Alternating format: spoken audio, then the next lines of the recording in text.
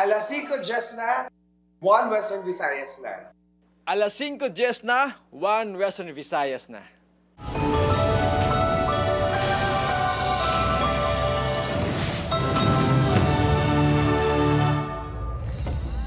Mga balita ang atong tutukan subong nga Martes, pag ulan-ulan padayon nga mabatsyagan sa Western Visayas, tugas ang trough sang Bagyo Christine nga amat-amat nagapalapit sa pungsod. Mga residente nga naga-istar sa kilid sang baybay nagapanghanda na sa epekto sang malain nga tiyempo. Masobra 1,800 ka mga bulutuan sa Western Visayas nagpatuman sang suspensyon sang face-to-face classes bangod sa pag-ulan. Sa Bacolod City, 7 ka bulan nga bata nga lalaki patay sang nahulog kag malumos sa sulod sang balde nga may tubig. Problema sa tubig sa Iloilo City nagapadayon. Pila ka mga konsumidor sang MPIW nagareklamo gihapon nga malubog ang tubig halin sa gripo.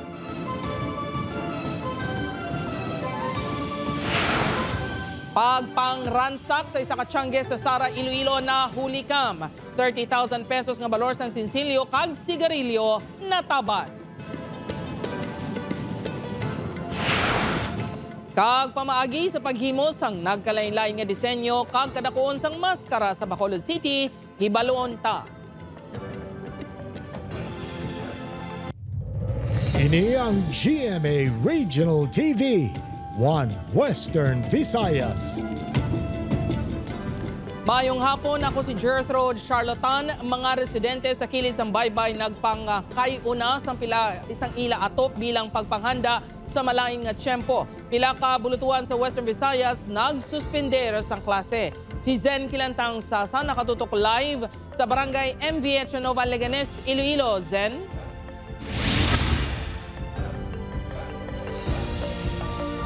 Jert, apisar nga hindi direkta nga apektado ang Western Visayas ng bagyo, ginapaalerto sa gihapon ng mga residente nga naga-istar sa coastal kag flood-prone areas.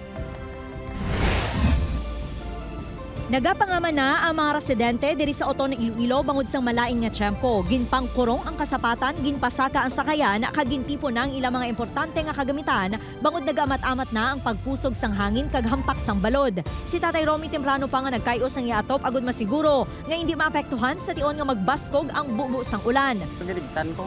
Kay baskog na hangin. Di ka matamat na nga siya kang kwan sa hangin kay balan mo. Di ka pasulon bagyo, layo man ta tutukod dire pero ti ang pirsayan di mo ra mapaktan. Sunod sa RDRRMC6, apisar nga hindi direktang apektado ang rehiyon sang bagyo, nagapadayon sa gihapon nga ginapaaligmat ang pumuluyo ilabi na ang mga lugar nga nalakip sa low-lying barangays. Yung mga thunderstorms advisories, kailangan natin yon. Ang iniwasan natin dito yung flooding and yung mga landslides. No? May mga lugar nga nagtaas ang tubig sa Negros Occidental apang madasig man nga nagsubside. Ang pag-ulan-ulan ang nabatsyagan sa Western Visayas tugas ang trough sang bagyo. 1,842 ka public schools ang nagsuspend sang klase bangod sang sigising nga pag-ulan. Samtang sa Bacolod City, amat-amat na nga nagsubside ang baha sa pila ka mga barangay. May masobra 350 pa ka mga individual ang nagapabilin sa evacuation centers. Basiga maulan kag magbaha naman bro, magbalik naman. O natulungan nagapila ni mga 4 ni kabises dan. Mamuna mabakwet mo ti may mga kabataan badaan. Taga lumapaw, among balay taas naman, pero labot Japon ang sa babaw ko taga diri oh. Oo, may mga bata pangagagmay. Agud malikawan ang leptospirosis, ginapainom sang doxycycline ang evacuees nga nagaubog sa baha. Kabataan nga daan, muna yung nasa way anay namon, di sa gaya anay pagin subong sulay, kasi sige man ng tulo-tulo sang ulan.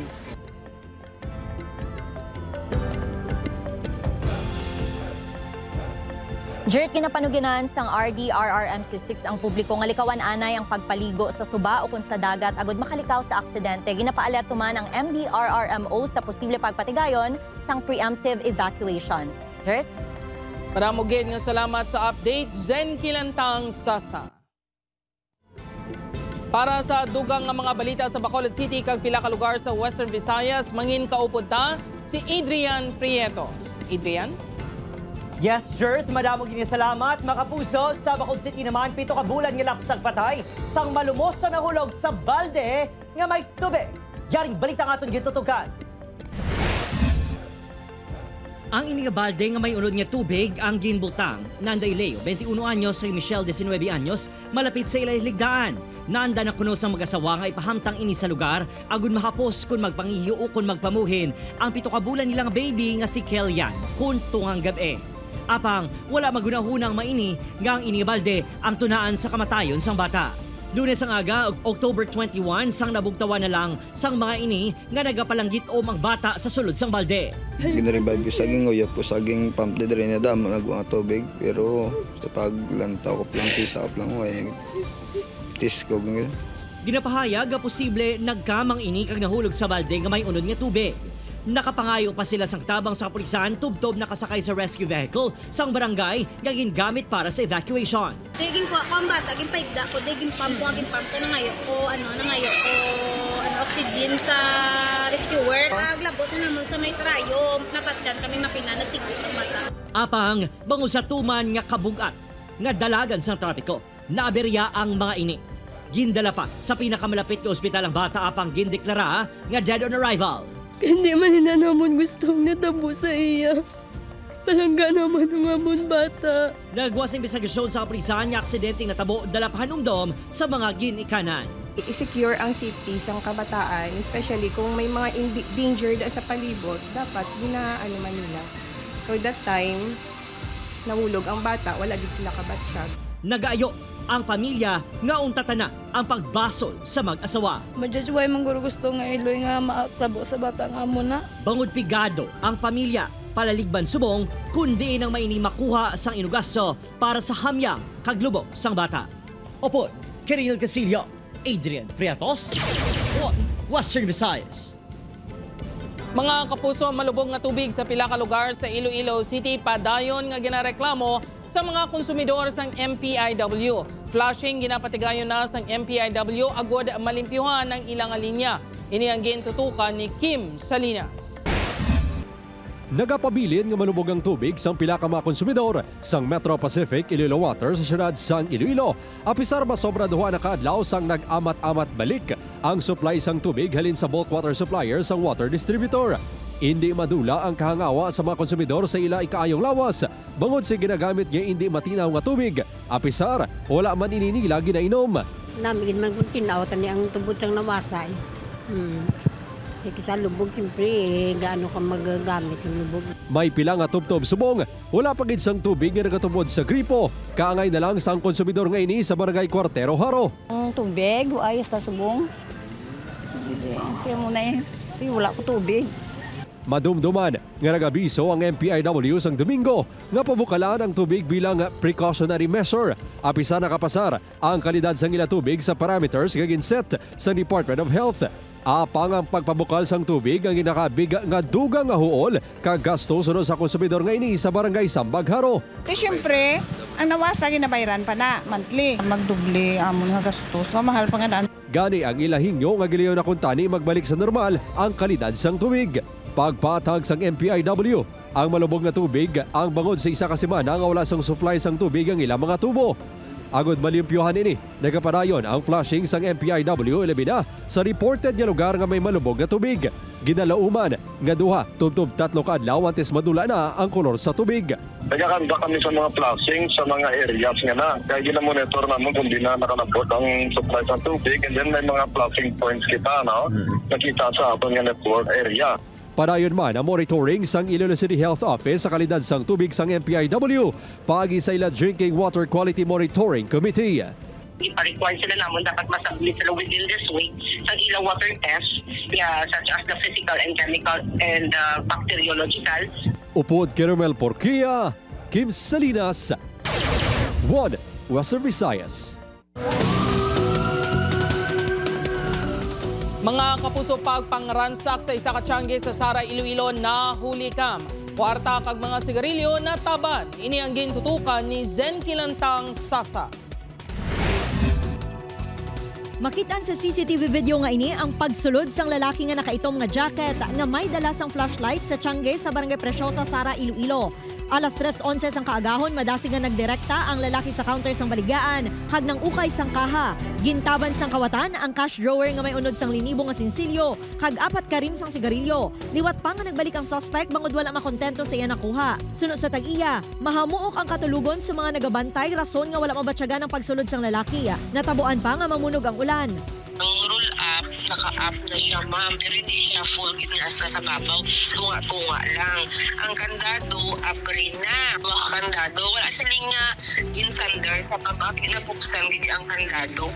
Malapit 30,000 pesos naman ang kabugusan nga balor nga gintaban sang suspect. Ginahibalo pa sang kapulisan ang identity sang suspect kag posible kaupdanan sini sa pagpangransak sang baligyan. Ang aton na security preparedness naton sa aton nga panilay dapat nakabrangka as much as possible sa mga lagong establishment dapat may security guards. Upod kay Cirilo Renduque, Zen Kilantang Sasa, One Western Visayas.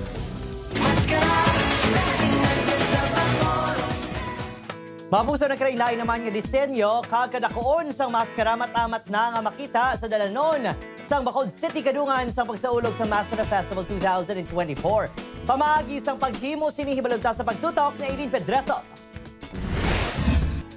Hindi ma-feel ang Maskara Festival sa City of Smiles kung wala ang simbolo sang pagkamasinadjahon kag pagkapositibo sa mga Bacolodnon, ang maskara. Pila ka adlaw antes ang highlights ng selebrasyon, bida ini sa mga dalanon. Makita ang halin sa pinakamagamay, tubtub sa pinakadako nga sizes ang maskara nga handmade sa mask makers. Pero paano ay hand ma-achieve ang perfect design, forma, kag konsepto sini? Diri sa Barangay Singkang Airport, dinikada na nga nagaubra sa maskara si Reynaldo. First, gid nga unubrawan mo, may ka sang item sa clay. Kung maghimo ka sang item sa clay, ang clay na mo naman ang kuhaan mo mold. Pagkuha mo sang mold sang fiber o either nga silicone, pagka okay na sa mo naman ang pagpasad mo sa item ya. Pagkatapos mabutang ang fiber mat sa ulunmahan, ginasimpunan na inisang hardener o kung liquid chemical para magtiga. Diri na kagbutangan sa nagkalailain nga disenyo. Magluwas sa pagbaligya sa mga dalanon. Suki si Reynaldo bilang mask maker para sa pila ka contingents sa arena and street dance competition. Ano man ang disenyo nga ginahatag kay Reynaldo, #KeriSinikuno. Ang iban nga kapahimo sa mga labot na sa iban nga lugar. Sa Taiwan, sa Thailand, diri sa kapahimo sang maskara, ang mga designer, mga choreographer. Diri sa plaza sa syudad, patok sa mga bisita ang cute maskara. Halin sa mga magnet, keychains, kag iban pa nga souvenirs sa Maskara Festival. Ang patok sa bisita, ang mga props para pang-design nila sa ilang mga restaurant, sa ilang mga hotel. Outing man ma'am kasi syempre ng mga design ka pa, mabutang ka pa mga beads. From cute, tubtub sa dalago nga mga maskara, initanan, present sa City of Smiles. Wala na kuno sang iban pa nga makapayuhom sa local mask makers kasubong ni Reynaldo, kundi ang simple nga pagkilala sa produkto nga bunga sa ilabalhas kag masangkad nga imahinasyon. Upod kay Ruel Bangoy, Eileen Pedreso, Mon, Western Visayas. International flights sa Iloilo International Airport magabalik na subong Oktubre. Pagdugok sa mga biyahero ginapreparahan sang kaap. Ini ang gintutukan ni Zen Kilantang Sasa. Masako na subong ang Civil Aviation Authority of the Philippines sa pagpanghanda sa pagbalik sa international flight sa Iloilo International Airport. Nagsapol na ang Bureau of Customs, Bureau of Quarantine, Iloilo Airport Police, DICT, PIDEA kag iban pa nga stakeholders. Agud maplastar ang protocols para maamligan ang seguridad sa mga pasahero. Ginapreparahan ang pagdugok sa mga biyahero umpisa October 27. May isa ka international flight nga Iloilo Hong Kong nga ginabanta may 200 ka pasahero. Kag iban pa nga domestic flights ang pag-akomodaron sa among nga adlaw. The departure procedure will be from 7 o'clock. We will already divide the third floor for domestic flight passengers and the international flight passengers. And due to that, we have a limited space as far as the domestic flights are concerned. Ginahinyo man ang mga pasahero nga kung mahimo, temprano pa nga magpadulong sa airport, agud malikawan ang kagutok kag pagkaatrasar sang biyahe. For the CIQ, there would be a lot of time, no? Dapat for the immigration to check on their documents or regulatory documents. and also for the quarantine to check on them. Ang biyahe pa Singapore ang mag-aumpisa sa Nobyembre. Ginapahitso naman sa mga biyahero ang e-travel requirements. Agud mas masulhay na ang pag-abot sa mga pasahero halin sa luwas sang pungsod. Upod kay Cirilo Randuque, Zen Kilantang Sasa, One Western Visayas. Ini ang GMA Regional TV, One Western Visayas. Mga kapuso, 100-day countdown para sa Dinagyang Festival 2025. Ginbuksan na. Mga aktibidad ginlatag na. Si Kim Salinas nakatuto. Opisyal na nga ginbuksan ang 100-day countdown para sa Dinagyang 2025 nga may tema, buhi nga pagtuo sa kinabuhi sa mga Ilonggo. 8 katribo ang magapasundayag sa Dinagyang Rakipdiri, ang Tribo Pagidait, Tribo Salugnon, Tribo Parianon, Tribo Ilonganon, Tribo Pag-asa kang Mandurriao, Tribo Hangaway, Tribo Molave kag Tribo Panay nga makabaton kada isa sang 1.8 million pesos nga subsidy. Ginpakita man sa publiko ang bago nga festival logo nga nakasentro sa pagkaiskanan, kabakod, kag pagkamamugnaon, kaalam, kag debosyon sa mga Ilonggo. Ginpangunahan ang kahiwatan ng Vice Mayor Jeffrey Ganzon, San Jose de Placer Parish Priest Reverend Father Nelson Zerda, kag mga opisyales ng Iloilo Festivals Foundation Incorporated. Apang talalupang doon nga si Raisa Trenyas Chu, ang opisyal nga nagdeklara sang countdown bilang tiglawas ang iamay nga si Iloilo City Mayor Jerry Trenyas. Ang pagdeklarar sang anak sang alkalde, ang ginkwestiyon bangod nag-resign na ini bilang executive assistant sa tuong Oktubre 7 pa. Sunod sa spokesperson ni Mayor Trenyas, ang alkalde mismo ang naghatag sang deber sa iyanak. Luyag kuno sini makatambong apang nagapamili nini nga naka-sick leave samtang nagapabulong sa Manila. Ang iya nga bata si Inday Raisa Trenyas since nga invited man sang IFFI and sa pagkabalo naton last year I think ara man siya kay invite man siya sang IFFI. So siling sang aton nga alkalde si bata yan na lang ang deliver sang iya sining speech no si Inday Raisa kag mag-declare. Yara man sa aktibidad si Vice Mayor Ganzon nga nagaserbe nga acting mayor sang syudad. Sanggin pamangkot kung anong iya reaksyon sa natabo. Hindi kayo matubig din lang. Actually, nakabalanas ni Papa niya kagang IFFI. Ang organizer ko yung nagkakuan. Nasya yung lang nakakambal. Kung nga binusunggod ko. Upod kay Romel Porquia, Kim Salinas, One Western Visayas. Samtang sa Negros Occidental naman makapuso pagpaidalom sa dugang at test sa mga nakitaan sang sintomas sang viral exanthems sa Negros Occidental High School, ginrekomendar sa Bacolod City Health Office. Nakatutok Aileen Pedreso. Nagapabiling nga isolated ang 15 ka mga estudyante sa Negros Occidental High School nga nakitaan sa sintomas sang makaiha kung viral exanthem kasubong sang pagpalangatol kag pagpalamula sang kalawasan. Wala sang dugang nga na monitor sa eskwelahan. Apang sa karon, ginarekomendar sa Bacolod City Health Office nga kuhaan sang blood samples ang mga pasyente nga ulihi nga nakitaan sang sintomas. Wala kita may na evaluate na mga pasyente. We will still have to meet with the school for any cases nga active so that we can collect samples. If ara siya sa particular period nga pwede pa naton siya ma-collect samples, then we can do so. Sunod sa CHO, posible nga magnegatibo ang resulta sang test. Kung madugayan pa sang pila ka semana, antisipatigayon ang test. Bisan makalalaton, hindi man makamamatay ang ining kondisyon. Sunod sa CHO. No magsiling kita viral exanthem, it's a genetic form of a rash. So hindi ni siya bago nga case, ma'am, kag hindi ni siya deadly kumpara sa measles and German measles, which is amo ni siya ang particular nga ginabantayan naton. Patayon nga ginapatuman ng distance learning sa 15 ka mga estudyante. Sa piyak sini, nagpasiguro ang DepEd Negros Occidental nga hugot gihapon nga ginamonitor ang pagtuon sa mga estudyante sa ilang mga panimalay. With regard to that, may mga isolation, obra, distance learning, option for online. Wala naman sa na-monitor nga iban pa nga kaso ng viral exanthem sa iban pa nga bulutuan. Upod Keruel Banggoy, Aileen Pedraso. 1 Western Visayas. Nagalalain nga ginsaysay ni alias Ariana sa La Paz Police ang iya inagyan sa ginatudlo nangin customer sini nga si alias John Steve, isa ka security guard. Sunod sa tagreklamo matapos nga ginserbisyuhan sini si alias John Steve, nakabatyag ini nga daw tuyo ini nga palagyuhan sang suspect. Natabo ang transaksyon sa sulod sa isa ka lodging house sa La Paz. Naglisensya ang suspect sa biktima nga malakat-anay sakay sa iyang motorsiklo. Apang nagpamilit ang biktima nga mag-upod. Paglabot sa bahin sa Baldoza, La Paz, dito na kag nagbaisay ang duha. Ginaligar sang biktima nga ginkuga siya sang suspect, ginsipa kag gintayaan pa sang pusil. Nagbato si alias Ariana kag tigayon nga nakuha ang yabe sang motorsiklo sang suspect. Gilayon ini nga nagdalagan padulong sa La Paz Police Station. Ginaligaran nga gintulod na lang sang suspect ang iya motorsiklo padulong sa Barangay Tikod, La Paz. Padayon pa nga ginapangita sang kapulisan ang suspect. Sakay ini sila nga duha sa motorcycle. Ginsukot ni sang biktima ang atong suspitsado. Kag ining suspitsado naton nga isa kuno ka security guard hindi magbayad sa aton nga biktima.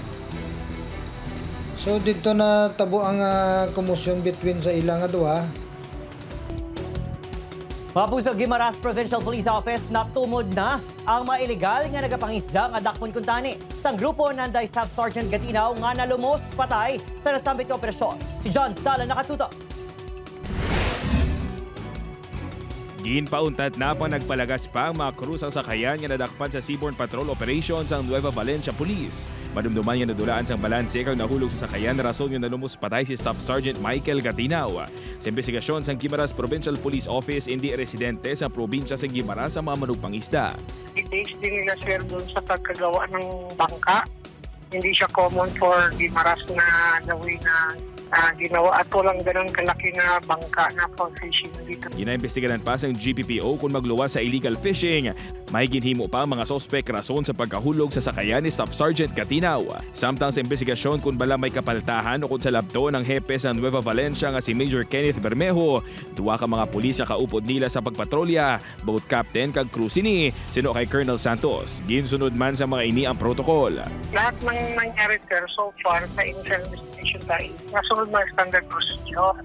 Apisara sa natabo o padayon sa gihapon ang pagpatigayon sa Seaborne Patrol Operations ang kapulisan sa probinsya sang Guimaras. Upod kay Hans Desierto, John Sala. 1 Western Visayas. Mga kapusugin athag ni Sara Barayuga, asawa sa napatay nga si Anay PCSO Board Secretary, retired General Wesley Barayuga nga hindi siya magpirma sa criminal complaint nga inupasakas ng Philippine National Police batok sa mga suspect sa kamatayon sa iyang bana. Sa iyang statement, gimpahayag sini nga may otoridad ang PNP sa pagpasakas ng kaso bisan pa nga wala ang iya pirma o kung anuman nga involvement sang pamilya. Dugang sini wala man siya sang nahambalan sa detalye sa mga natipon nga ebidensya. Madumduman nga sa House Quad Committee hearing, gintudlo ni Lieutenant Colonel Santi Mendoza, sanday PCSO General Manager Royina Garma, kaganay Napolcom Commissioner Edelberto Leonardo nga mo ang nagmando sa pagpapatay kay General Barayuga.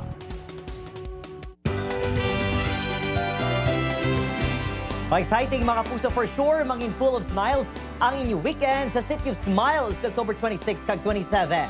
Bawod may dalang kasadya kag kalingawan, ang kapuso stars kasanday Ashley Ortega, Jay Ortega, Zonia Mejia kag Sean Visagas sa Ayala Malls Capital Central sa Sabado alas 5 sang hapon.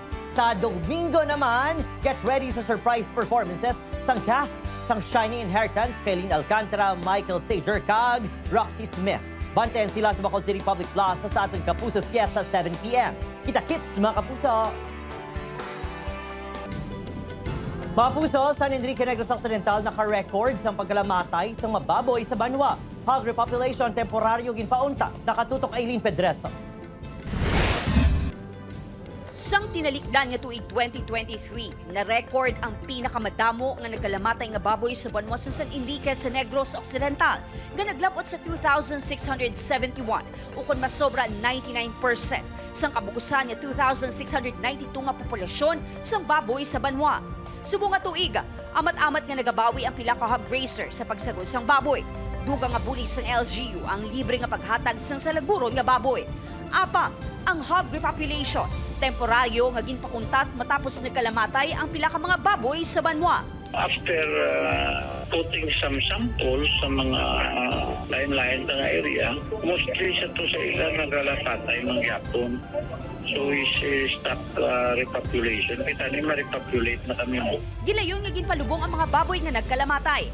Sunod sa Provincial Veterinary Office, kalabanan sa mga baboy nga nagkalamatay, tugas na nagkalain-lain nga balatian dalas ng pagbago nga tiyempo. Ang reported nga mga mortalities na patay tungod sa starvation, hypothermia, pneumonia, mga lupot, so na-dehydrate. Bungod wala nakuhaan sang blood samples, wala makumpirma kung apektado ang mga inisang ASF. So since nga wala na-submit sa laboratory ang sample katungod nga wala nang sapat, no? So wala nato na confirm. Sa karon, ginarekomenda sang LGU sa hog grazers nga magpangita sang alternatibo nga palang abuhian. Upod kay Ruel Bangoy, Aileen Pedreso, One Western Visayas. Ini ang GMA Regional TV, One Western Visayas.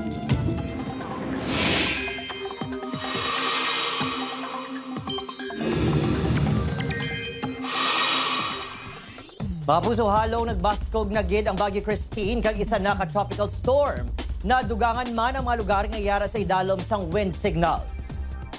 Base sa 11 a.m. bulletin sang Pag-asa, signal number 2 na sa Catanduanes. Signal number 1 naman sa Eastern Visayas, kag halos kabukusan sang Luzon. Posible nga badugangan ukon, mas magtaas pa ini, ilabi na nagapalapit na sa pungsod ang bagyo. Sa forecast tracks ng Pag-asa, padayon nga nagapalapit sa duta ang Bagyo Christine. Posible ini nga maglandfall sa Northern Aurora ukon Isabela buwas ng gabi ukon Huwebes ng kagahon. Apang posible paghihapon nga magbago sang hulag sa mga masunod nga adlaw. May chance man ini nga magbaskog kag maglabot ang severe tropical storm ukon typhoon. Base sa datos sa Metro Weather, may chances ng ulan sa dako nga bahin sang Panay Island kag Negros provinces. Posible man nga mag-ulan sa ibang pangabahin sang pungsod.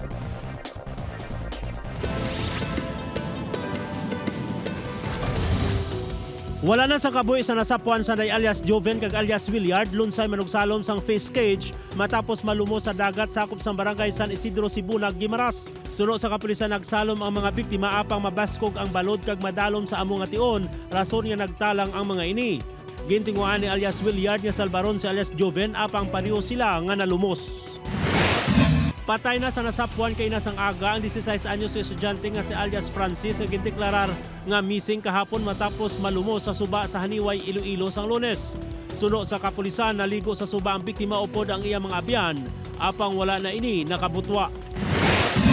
Pilason ang tiyo nga si alias Ronaldo sang ginkastigo sang hinablos nga sanday alias Rene kag alias Alex sa barangay Biri Sur, Leon, Iloilo. Suno sa kapulisan, ginaligar na impito ang mga sospek bangod masabad ang biktima kun mahubog. Natalana nga mag-arigluhanay ang magtimbang nga kampo suno sa kapulisan. Ginhaya ng bangkay sa mag-asawa Jesus kag Violeta Buluhabo, lunsay mga senior citizen nga ginpangtiro patay sang sospek nga ginkilala kay Wenry Bilasa sa gwa sang Ilaw Saran sa barangay Lantangan, Carles, Iloilo sang tinalikdan nga Oktubre 16. Subong nga adlaw nag-abot ang bangkay sa mag-asawa sa isla. Ginkasubo naman sa mga himata sang duhang ilag gindangatan. Preso na ang sospek sa Carles Municipal Police Station.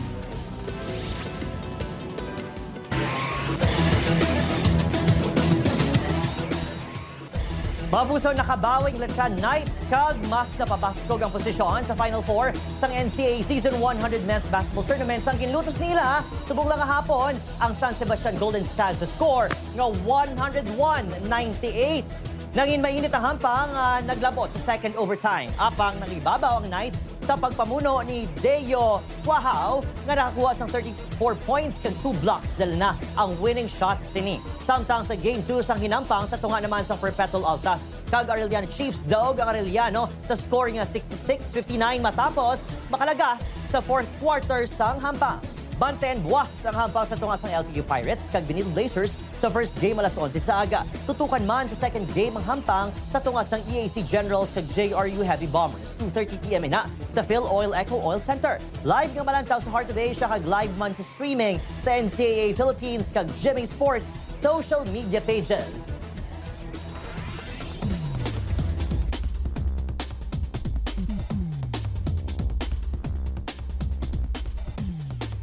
Abiso sa aton nga mga kapuso, maghalong gid sa padayon nga pag-ulan-ulan sa narisari nga parte sa nga Western Visayas. Mga kapuso, 64 days na lang, Pasko na. Sa aton mga kapuso diri sa Western Visayas, kag subong man sa aton mga kapuso abroad, madamo gid nga salamat sa pagtutok. Mag-isa kita ang kaghibaloon ng mga balita tungod local news matters. Ako si Gertrude Charlatan, ini ang One Western Visayas, bugos nga puwersa para sa mas dako nga misyon kag mas masangkad nga pagserbisyo sa pungso.